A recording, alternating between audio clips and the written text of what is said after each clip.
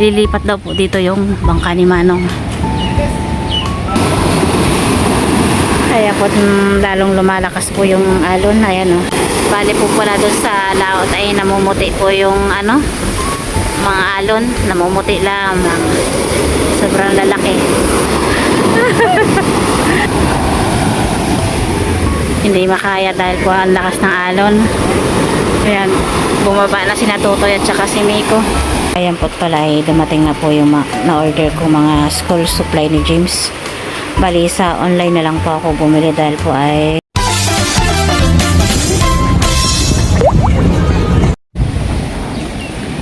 ayan po, magandang hapon po mga katito at katito. Ayan po, nandito po tayo ngayon sa tabing dagat ulit dahil po ay lilipat daw po dito yung bangka ni Manong. Kaya po lalong lumalakas po yung alon. Ayan o. Pang-apat na araw na po itong masama ang panahon. Malakas, ang lalaki ng alon. Ayan. Ayan po. Ayan. Natakot na.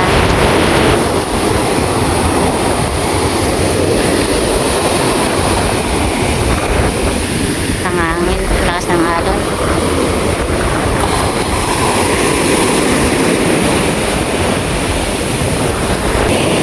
Bali po kanina ay hanggang dyan na po yung tubig.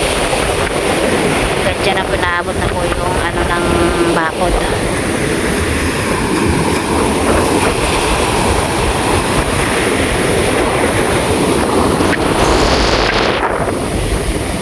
Lalaki ng alon.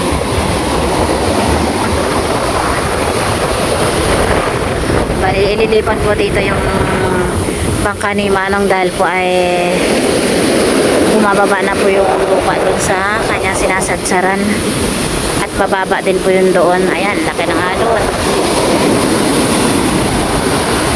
At papunti naman po dito sa aming pinagsasadsaran ayan, mataas. Ayan po, huwag nyo muna pong pansinin yung mga basura dahil po ayan ay hindi po natin maiwasan yan na magkaroon ng basura dahil po sa hangin na rin po at saka sa lakas ng alon. Ayan.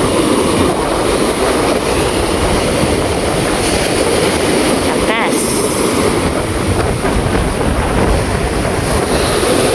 Bali, umuulan po rito tuwing gabi.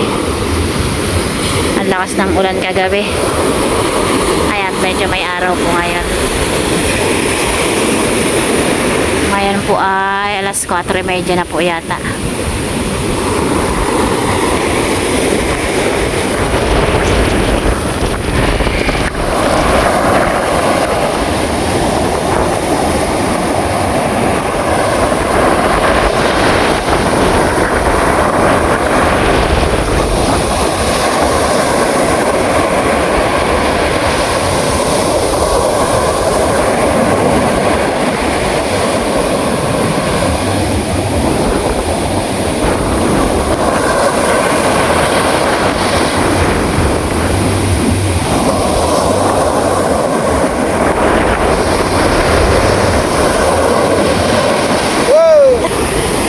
Bali po pala doon sa laot ay namumuti po yung mga alon. Namumuti lamang. Sobrang lalaki.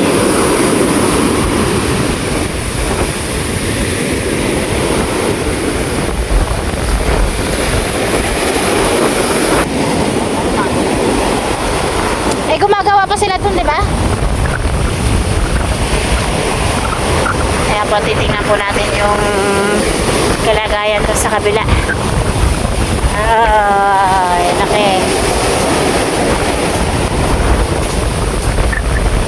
Andun pala yung payong ko.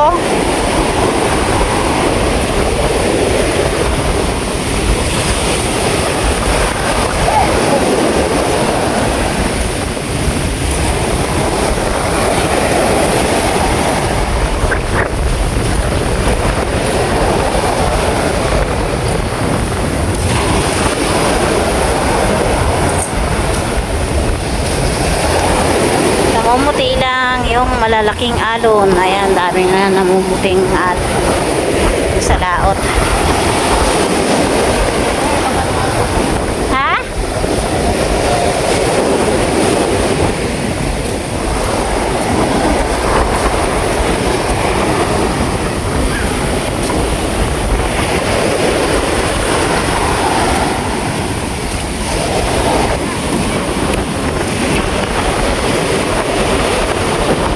Ayan po, bali ganito na po yung sitwasyon ng bangka ni Manong. Nakataas na yung ano Ayan po, naabutan na ng tubig dito. Nakababa na. Ayan, natuklap na doon sa lalim. Ayan po, bali po ay nakabaon na yung sini Manong. Ayan. Hanggang doon po umabot na, malapit na po doon sa may bahay. Ay, natumaas na yung bangka ni Manong dito. Balit kasi natibag na yung lupa dito sa may puwetan. Ayan, natibag na yung lupa. Kaya ililipat po yun doon sa may sadsaran doon malapit sa amin. Ayan po si Tito Dayo iniintay niya po yung kasamahan niya magbuhat. Ano kayang iniisip nito?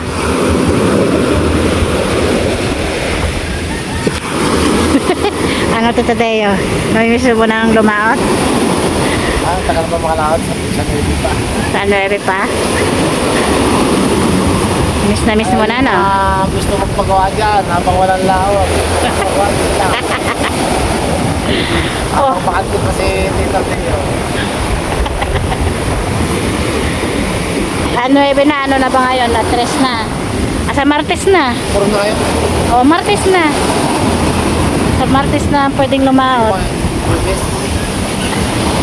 Merkulis. Ayan, at mainit po, oh. Laki ng alon.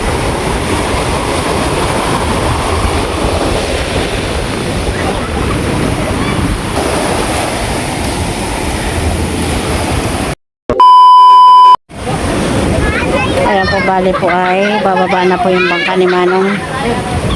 Lilipat na po doon sa kabila.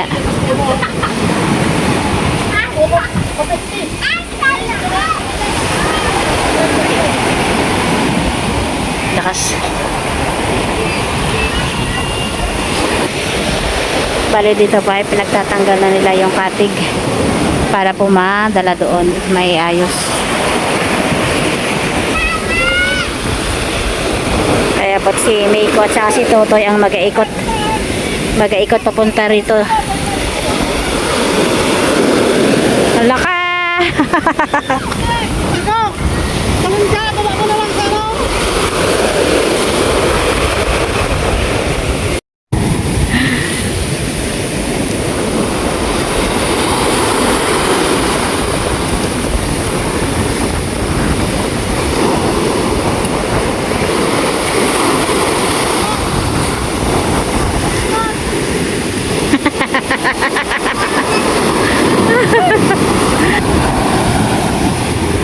Hindi makaya dahil po ang lakas ng alon. Ayan, bumaba na si Totoy at saka si Miko para itulak na lang. Wah!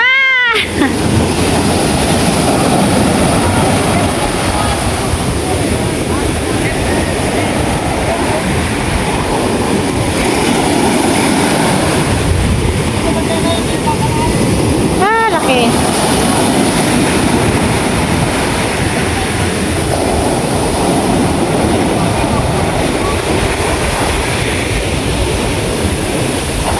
Lalaki ng alon, hindi maiakyat dahil po malaki ang alon. Gulong daw, yung gulong. Kaya't na na nila, na ipabanaya na.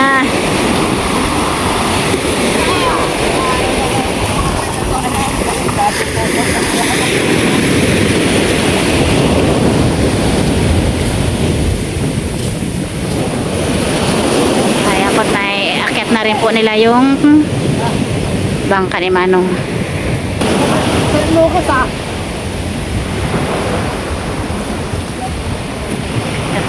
mataas doon sa dulong-dulo. Ah, ups! Op!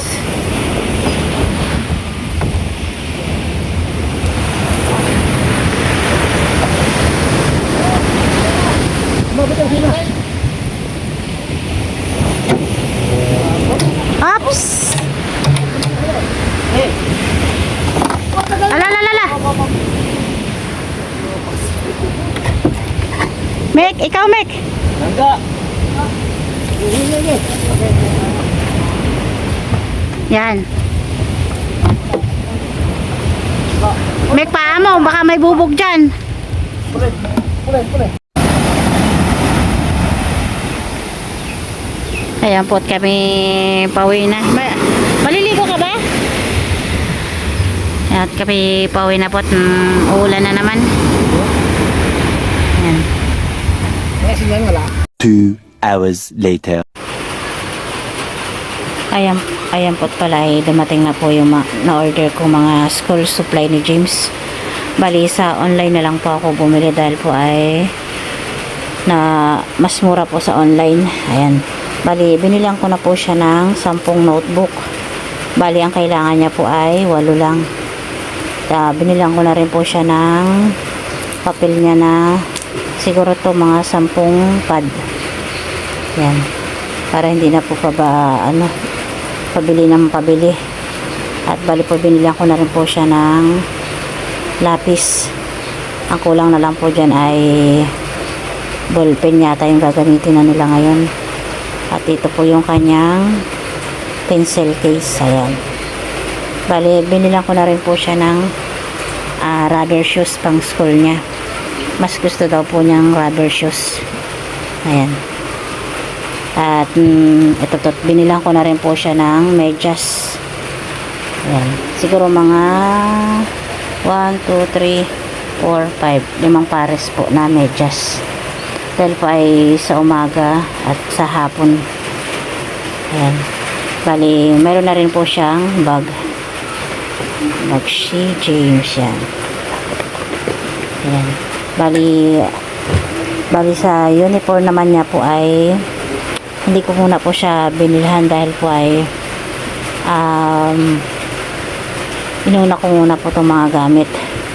At sa pag nakalaot na po si Tito Deo ay saka na po bibili na kanyang mga uniform. Bali, mayroon naman po siyang uniform. Yung dati pa niyang uniform po ay pwede pa po siguro yun. Ayan, saka na po ako bibili pag nakalaot po ulit si Tito Deo. Ayan, sa Lunes po ay pasukan na. At bali, kukuberan ko na rin po ito kanyang notebook para hindi po masyadong madumi. At yan po, nilagyan ko na rin po ng sticker ng mga subject. Yan. Sticker.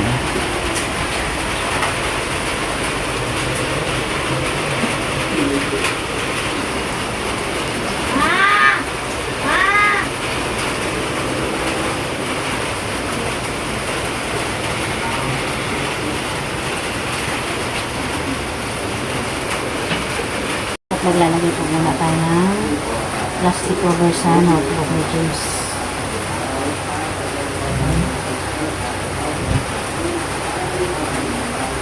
Bali, ang binili ko na lang po ay ng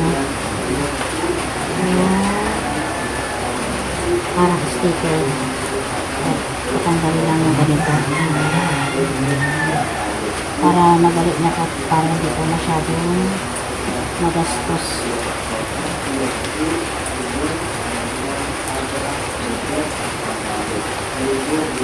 Mahirap yata.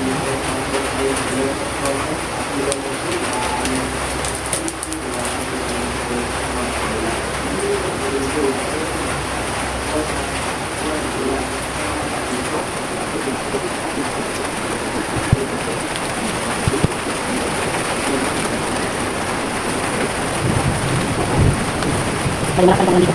Dito ko na